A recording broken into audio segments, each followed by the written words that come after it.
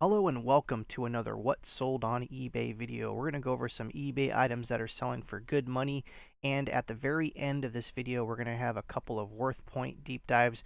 We're going to talk about some knowledge, some history behind these items. We're not just going to show you the prices that these things sold for and what they are. We're actually going to take a little bit of a deep dive in each one of these products, and you'll gain some knowledge, hopefully, in some of these items. So if you're a new or a veteran, this is the great video for you, so you definitely want to watch to the very end. And if you like these videos, definitely go down there and click the like button. It feeds the hungry algorithm. And if you're new to the channel and you find these videos helpful, please, I highly suggest definitely going down there and clicking the subscribe button and click the bell for notifications if you want to get notified every time we have helpful videos coming out.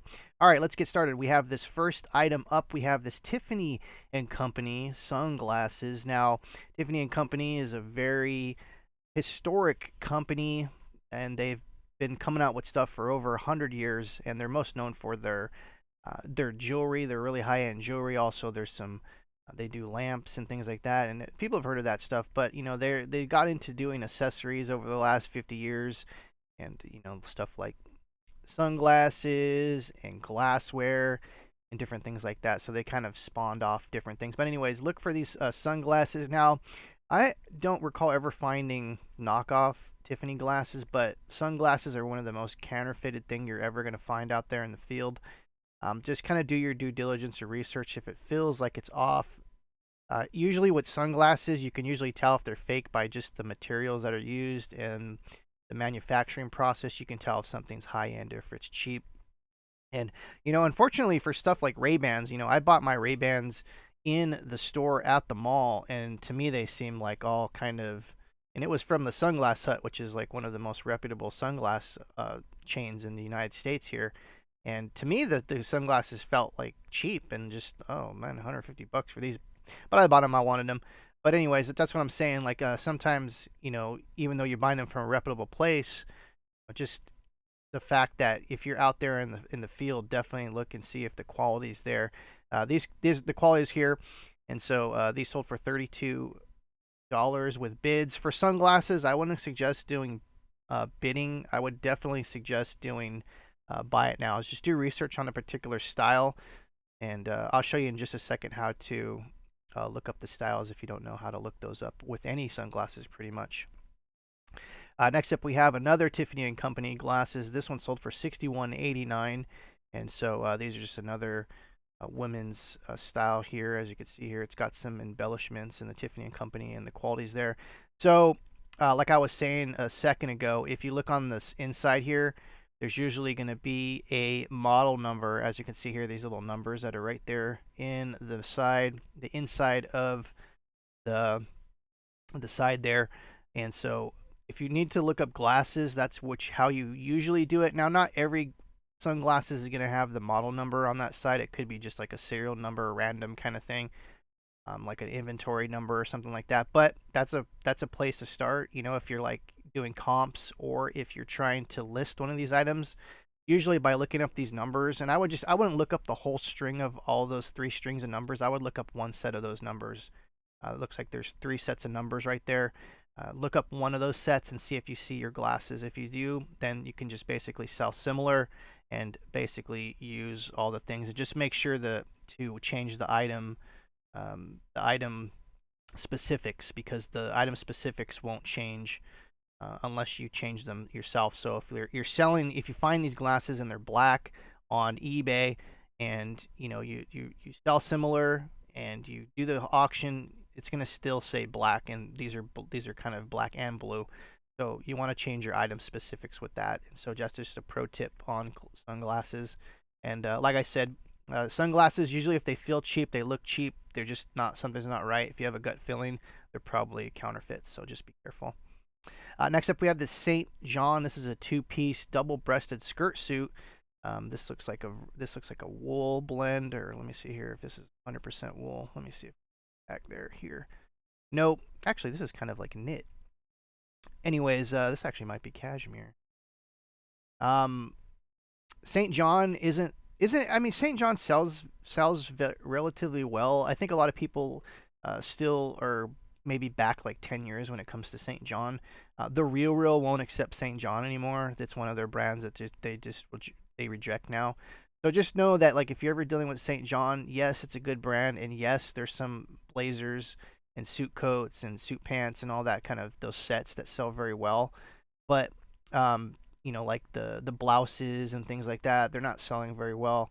And so this is not really on trend. This is like a older, kind of like a older generation stuff. So there's going to be it's not on trend. So like basically 20-year-olds and 30-year-olds won't be wearing this kind of stuff. But some of the older generation, like ladies in their 40s, 50s, and 60s on up, they still like to purchase these kind of things. But just to look out for the blazers. Those are still selling relatively well, but don't get excited when you see St. John stuff. Just understand you're going to have to do some research, and of course, size is going to matter a lot with St. John items. So just do your research before you purchase this. If it's like if you see this at a garage sale and it's like $5, pick it up. But what I'm saying is, if this is at a Goodwill or a Salvation Army or Savers, and you see this whole suit is like $60, even though we got $125 for this, who's to say that your particular size is going to sell if ever? So just be warned about that, because that's another thing too. Is we see solds in completed listings, and it doesn't necessarily mean you're going to get that price ever again for a thing that you have. So you got to kind of weigh all these different factors when it's dealing with St. John. So there's that. Next up, we have this 10 karat gold New Jersey Bell Telephone Company. This was an old school. I forget what I think. I forget I think AT&T bought out Bell Systems, and I have to look that up. This is from 21 years. You got these service pins, and service pins, as a matter of fact, is a really interesting bolo niche. So if you never heard of service pins, definitely look them up. Disney service pins are probably one of the most famous of all the service pins. Some of the ones that are like 50 and 45 year old service pins go for like over $1,000. So definitely look those up. Maybe we'll do a video on service pins at some point. If you want to see a video on service pins, definitely leave a comment below. Let me know. Anyways, this one is actually solid 10 karat gold. Class rings and service pins that are solid gold are usually 10 karat. It's like a kind of like a cheaper alloy metal. I mean, it's still gold, but it's not like 100% pure. 100% pure gold is going to be 24 karat, by the way. So this has kind of been diluted by the other base metals and things like that down to 10K. So I think they mix silver or something. I forget what they mix. I have to actually do some more research on that. But I know it's not a pure gold when you see 10K, 14K. There's like a percentage that is pure gold, but 24 karat gold is pure gold, 99.999% gold.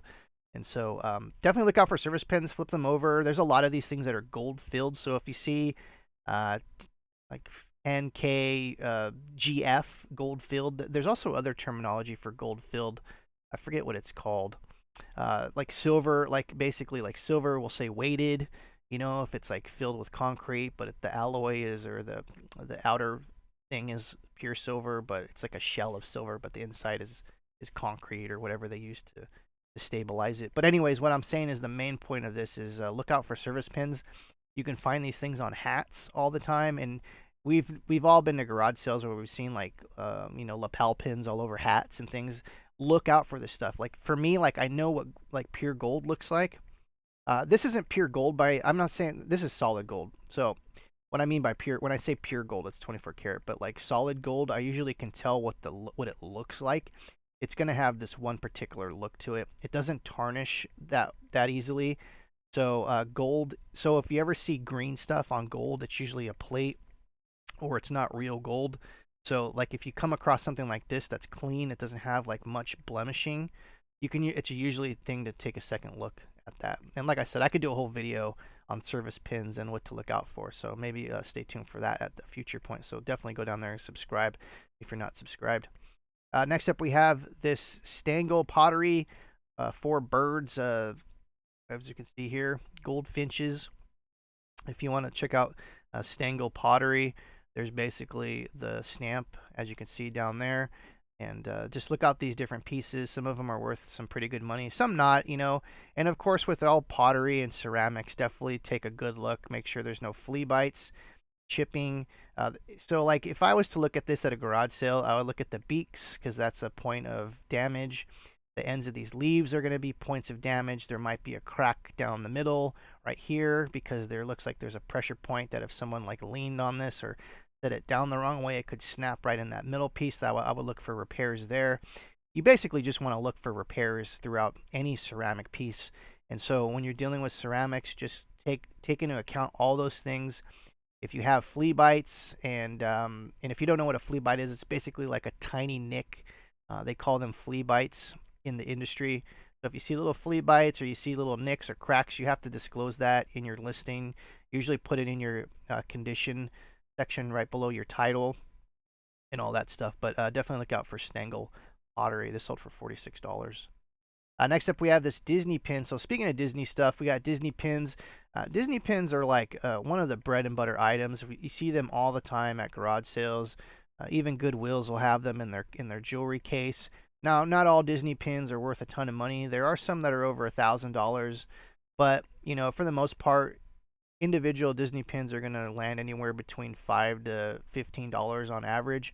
But there's tons of them that go for over $20. This happens to be a box set. This was from the Home Shopping Network. This is a kind of older piece. It was kind of coming apart, but if you want to see if your Disney pin's authentic, just flip it over. Usually it'll have a marking. This is kind of an older one. This is an older style back. As you can see here, it's got the copyright, Disney, China. Most pins are made in China.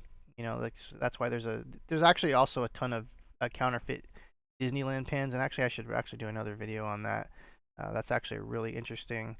A guy that I know who was a huge collector, his dad was like busted by the FBI for counterfeit ring, and like I would actually call him my friend. He was just like an acquaintance. I really don't have any friends, as sad as that sounds.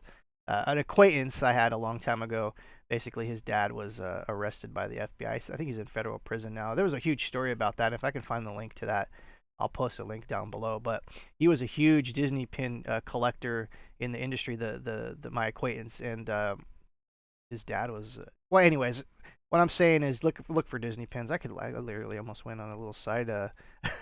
That brought up some crazy memories about that. That guy who got my associate. I don't know what to call it. I hate when people say friends, because like friends, anyone could be like, oh, my friend. That's so easy to say my friend, but to be honest, like most people are just acquaintances. Like there's really rarely people that have like true friends, and you know what I'm talking about. Anyways, next up we have this Hallmark 2011 Peanuts wireless thing. This went for $152. Now, this might seem like a lot of money, $150. Don't get me wrong, that's a lot of money, especially if you found this at a garage sale for like, $1 a piece. These are individual units. There's 9 of these to the set, and the set goes for crazy money. We're going to take a deep dive into Worth Point, like I promised you. A set recently sold last year for $749 for the set of 9, as we could see here. So this is bolo alert, bolo alert. Look out for these things. They're basically, you put them all together, and they play some stuff in sync together. And I didn't know there was that many Snoopies. Oh, never mind. I have to look into that. But anyways, the complete set. This is the complete set. My apologies. $650. There was like a crazy amount of Snoopies in that lot. Anyways, this is the set of 5, and so definitely look out for this. This goes for a lot of money, and so look out for Hallmark and Peanut stuff. And if you want to take a deep dive yourself, you can take a deep dive into the wonderful world of Hallmark and Peanuts items, because some of them go for a crazy amount of money. Next up, we have this Spartacus. These are movie, TV show promos. So for those that aren't in the movie business or live here in California, that we live and die with this kind of stuff. I worked in the movie industry for 15 years. I was a video editor, and so you get this kind of stuff when you're a press, if you're at a premiere or something like that, or you're part of like reviewing a TV show or something. They'll give you these little trinkets, these little tchotchkes, I guess the East Coast would call them. And so some of these promos are worth a ton of money. This one sold for $34, but the main point is to tell you that there's movie promos out there. There's things that the press get that go for a lot of money. When the Lego movie came out, they gave these press kits out. And for those who don't know, press kits usually have like now they have like thumb drives with like all the assets. But in the 80s and the 90s, they used to print all that stuff out. But you get this like limited edition set that was only given to media. This stuff you can find at like Goodwills all the time. I find like promos, in my area since I'm in California, and you could see here that a lot of this stuff was given away during certain movies. And there's even jackets from the film crew. Things like if you worked on a movie, sometimes the film crew will get patches, sometimes they'll get jackets, hats. I've found that kind of stuff at Goodwill here in Southern California all the time, especially hats, like film crew hats.